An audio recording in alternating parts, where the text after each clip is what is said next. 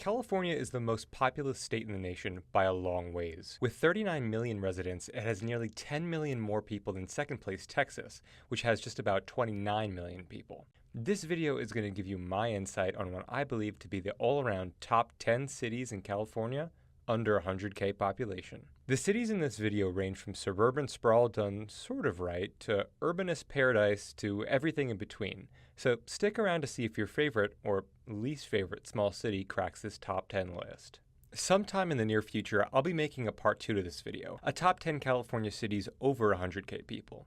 So make sure you're subscribed so you don't miss when that video comes out. I live in the state of California and I've traveled all throughout it. I've been as north as Weed and as south as San Diego, as west as San Fran, and as east as Needles. So without further ado, let's get to the countdown. First up, at number 10, we have Eureka, California. Even with its smaller Californian population, Eureka is the largest coastal city between San Francisco and Portland, Oregon, with a population of around 26,000 as of 2021. I placed Eureka on this list for a few reasons, mainly because of its charm. Eureka's Old Town district, located within the downtown, is home to a plethora of well-preserved Victorian-style houses, most of which were built in the late 1800s. Old Town also has become something of an arts hub, with plenty of galleries as well as local coffee shops, bookstores, plazas, and even a museum dedicated to the preservation and display of artifacts from Humboldt County's storied gold rush history. Eureka's history is deeply ingrained in the story and events of California's gold rush. Although not the primary spot where gold was found, it provided a perfect location for shipping ports with its deep canals situated on the Humboldt Bay. Eureka offers the perfect mix of laid-back NorCal coastal town vibe with all the happenings of a larger city, with its farmers markets, co-op food stores, historic state parks, local zoo, and hey, it even has a Costco. And for a city with about 26,000 people, that's quite the score. At number 9, we have Encinitas, California. Located within North County, San Diego, with a population of around 62,000, Encinitas is the quintessential California beach city. Encinitas really does have a lot going for it. So I'll start at the coast and work my way inland, and that coastline is stunning. Encinitas sits on a cliffside overlooking the beach and Pacific Ocean down below, which means that, while much but not all of the cliffside is privatized, residents and visitors have plenty of access to beachfront fun, especially here at Moonlight State Beach, where surfing is especially popular. There are a ton of small and large parks in the city, especially around the coast, which is where I think Encinitas shines. There's so many places to just hang out, set up a picnic, read a book, and enjoy the ocean views. Encinitas is anything but a town with just views, though. Venture downtown just feet away from the beach, and you'll be greeted with some of the best shopping and dining San Diego County has to offer. My choices within the downtown corridor are urban Encinitas for some incredible California-style thin crust pizza and good on ya organic eatery. The locals also love Better Buzz Coffee Roasters and Gelato 101. While I'll take some points off for the main street being pretty strody, you can't not love the vibes here in downtown. And Encinitas earns some huge bonus points for Amtrak access right in the heart of said downtown as well. But in my opinion, downtown Encinitas' biggest asset is the La Paloma Theater, seen here. Built all the way back in the 1920s and still hosting foreign and independent films, festivals, and even concerts as well. Encinitas is also home to the San Diego Botanic Garden, a large botanical garden with vistas and 4 miles of trails featuring flowering trees, palms, and bamboo. Okay, moving on to number 8. It's Coronado, California. Coronado is a peninsula, although it's mostly referred to as an island. Located in the southern San Diego County, it has a population of 19,000 as the 2020 census, and is actually steadily declining from its peak population of nearly 29,000 in 1990. The city stretches from just across the Coronado Bridge in downtown San Diego all the way to Imperial Beach on the US-Mexico border. Most of its residents live in the island part of Coronado, where you can mostly find military retirees from the naval base on the northwest end of the city. And the houses these old folk live in are not like any other suburban city. They're actually kind of artsy and eclectic. Take a stroll down any of the neighborhood streets in Coronado and you'll be delighted at most of the architectural marvels here in the small beach town. In my last video, you heard me talk a lot about tourist trap towns. And judging from my most recent trips to Coronado, I think it's heading more in that direction, sadly. Other than the main Strode, it's decently walkable, and you can get from the main drag to the beach in no time on foot. Coronado is home to some great local restaurants and dessert staples, such as Garage Buonaforchetta and Nato Gelato, both of which I've been going to for years. Coronado has some of that turn-of-the-century charm to it, and many of the buildings off Orange Street have been preserved and developed with adaptive reuse. Half of the fun in getting to Coronado is taking the Coronado Bridge, as it offers spectacular views of the city and downtown San Diego. One of my favorite things about Coronado are its many parks. Coronado Thailand's park and Spreckles Park are usually pretty packed, but my favorite are the more low-key Bayview and Harborview parks, seen here, offering jaw-dropping views of the San Diego skyline. Coronado is overall a great place to spend a day exploring and finding some of the many hidden gems they have throughout the city. This is one of the most geographically unique places in the US, and I'd love to do a video just on Coronado sometime in the near future. Also, a visit to Coronado isn't complete without visiting the city's crown jewel, the Hotel del Coronado, where you can admire maybe the best piece of late 1800s architecture in the state. Staying within San Diego County for number 7 is the city of Del Mar. Del Mar's population is just above 3,500, but when you're there, it feels much, much bigger. I like Del Mar for similar reasons I like Encinitas and Coronado.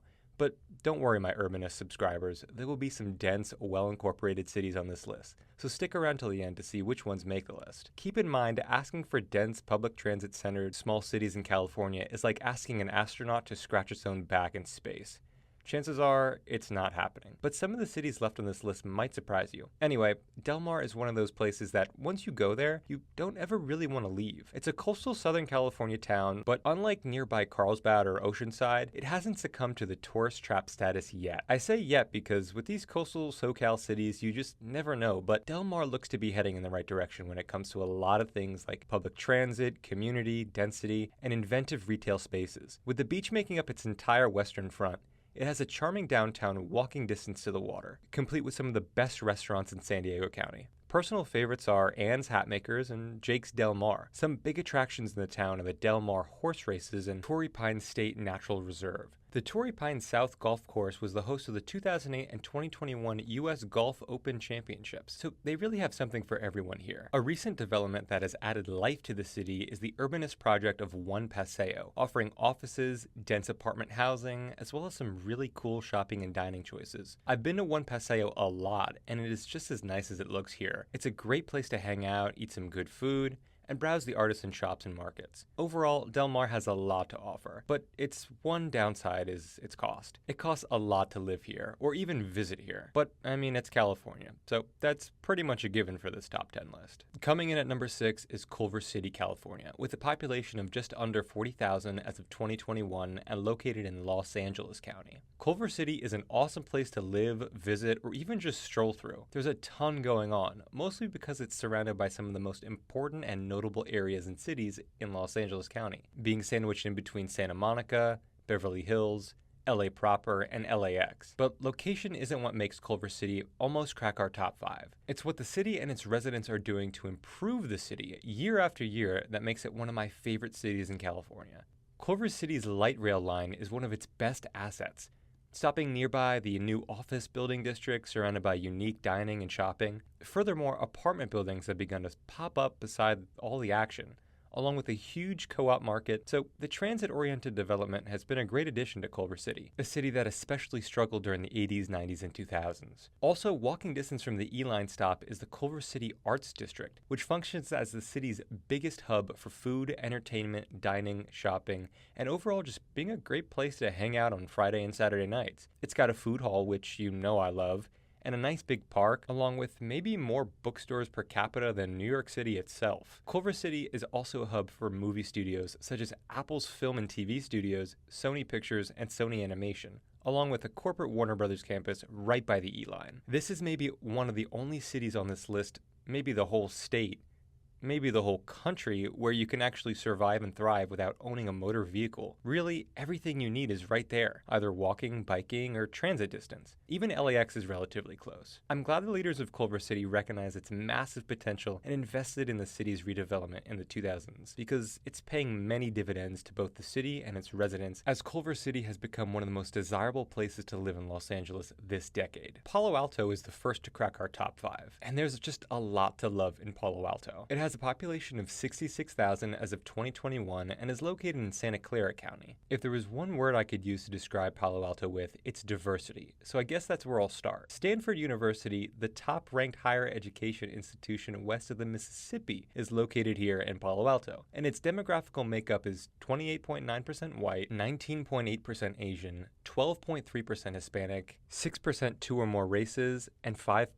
Black or African American. Students come from all over the world to live and learn here, and that shows with the city's wide range of offerings. Some of the best Asian food I've ever had was here in Palo Alto. And that's Chinese, Japanese, Korean, they really have it all within the downtown corridor. And let's talk about that downtown corridor. Palo Alto has to have one of the best main streets in the country for a city of its size.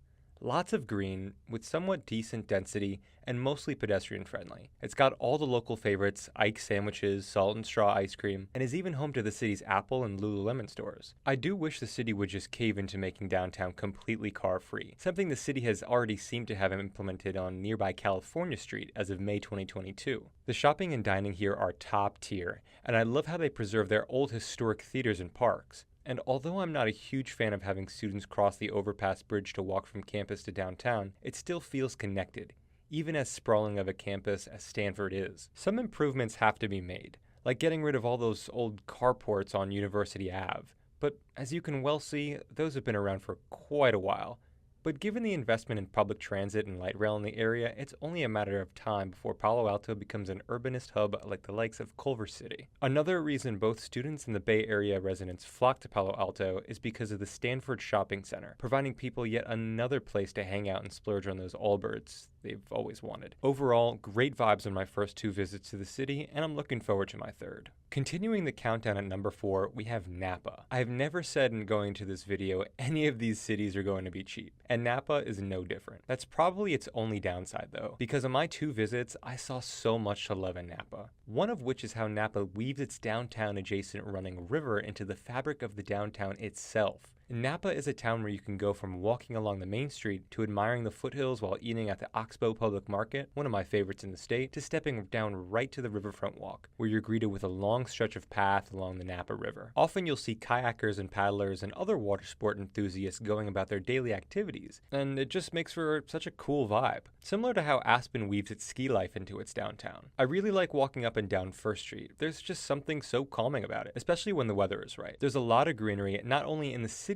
but in its beautiful backdrop. And Central Napa is just brimming with potential, starting with bulldozing that ancient Kohl's and putting in some apartments or transit-oriented development in its place. Overall, Napa is a fun time, whether you're into the wine scene, outdoorsy scene, or just like strolling through well-kept downtowns like myself. Brief break in the action here to remind you to like the video if you're enjoying so far, subscribe to help the channel grow, and comment what video ideas you'd like to see from me in the future. San Luis Obispo is third on our top 10 list, and it truly deserves it. I've only been once, but let me tell you, this college town of 47,000 people has so much to offer. The campus of Cal Poly SLO itself is an attraction, making for a great place to walk around and enjoy the nice views of the foothill backdrop. City proper itself is charming and lively, as the downtown Higuera Street is a busy place on weekend nights. There's a ton of fun bars, but a lot of laid-back venues as well. Lots and lots of history to see here, with the abundance of art and history museums well within the downtown, as well as the Mission San Luis Obispo de Tolosa, a religious structure built in 1772. Old theaters, record stores, coffee shops,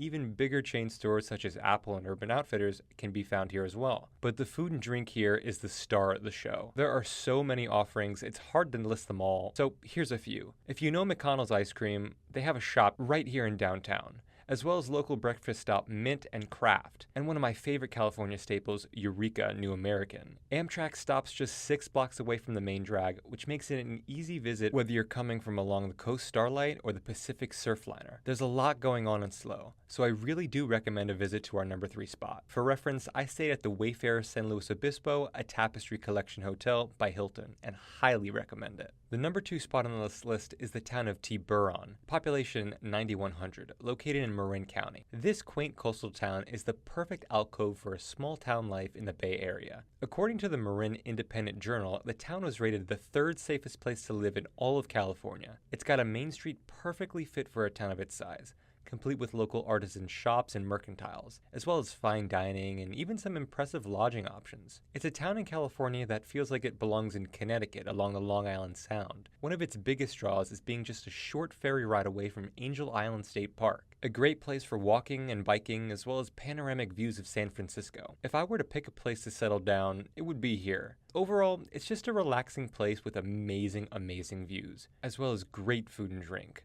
It's close to other honorable mentions such as Sausalito, Marin City, and Strawberry, California. Tiburon is shockingly close to San Francisco, which is definitely convenient, but it's well off the interstate, so if anything, its biggest draw is just how quiet and peaceful it is. A solid pick for our number 2 spot on this list. But now, it's time for number 1. Although it's just above the 100k population guide for this video, I felt it was appropriate to include our number 1 spot on this smaller cities video rather than the video I'll be making with cities above 100k. This is not only because it feels like a smaller city, but also I didn't want it mixed in with the truly big cities like Los Angeles and San Diego, both of which will be making an appearance on the aforementioned future upload. Soft spoiler alert. It just wouldn't seem fair to me if I put this last city in the mix with the big dogs, and hey, I make the rules. So here it is, the number 1 city, Orange, California. While I live in Southern California, Orange is a bit far from me, so every time Orange shows up on the itinerary, I get excited. Walking through the old town just feels like you're walking through Americatown, USA in 1950 or 1960. But not in a gimmicky way at all. It's a city of nostalgia, and just overall really great vibes. And like almost all the other cities on this list, the grade is mostly being based off of the downtown/old town area, which I think is right, as it's the residential and commercial hotspot for the city. And it wouldn't make much sense talking about the endless big box commercial centers that most California cities are guilty of harboring, unfortunately. Nevertheless, Orange definitely does deserve our number 1 spot. I was actually shocked when I saw the population was over 100k, as this place easily feels like a town of just 30 to 40k. Orange is adaptive reuse paradise, as it seems like every other older building in downtown is being reused for something or other. Every business seems so inviting, from the antique shops to the artisan pie stores, coffee shops, ice cream parlors, thrift shops, and even my favorite chicken and waffle shop, Bruxy. If you want a summary of Orange's charm, look no further than Phil's Coffee. Shockingly enough, instead of completely tearing down this old Art Deco filling station, Phil's retrofitted it into a coffee shop, keeping all the quirks of the original building and adding a more polished finish. It even has a gas station-like sign. I mean, come on. This is peak small town charm in California. Another thing I love about Orange is their town square, or circle.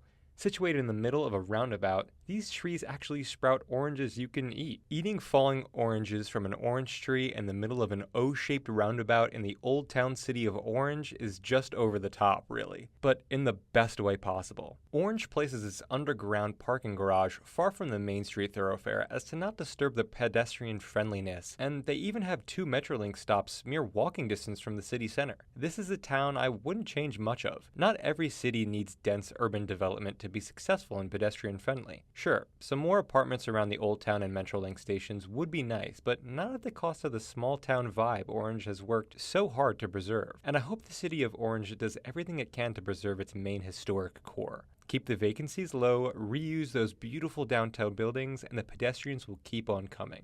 Oh, also, I forgot to mention Orange is a bit of a college town, which in my opinion works to its advantage, and always helps a town businesses keep thriving. If you've been to Orange, you know exactly why I placed it in the number 1 spot. And let me know what you think of all these towns down in the comments section below. Did I miss any? Are you happy I included one of your favorites? I'd like to see everyone's take on this. I have my own reasons for not including cities like Newport Beach, Monterey, or Santa Barbara, so if you think those should have been included, tell me why in the comments down below. Don't forget to subscribe, and I'll catch you in the next video from Town, City, State.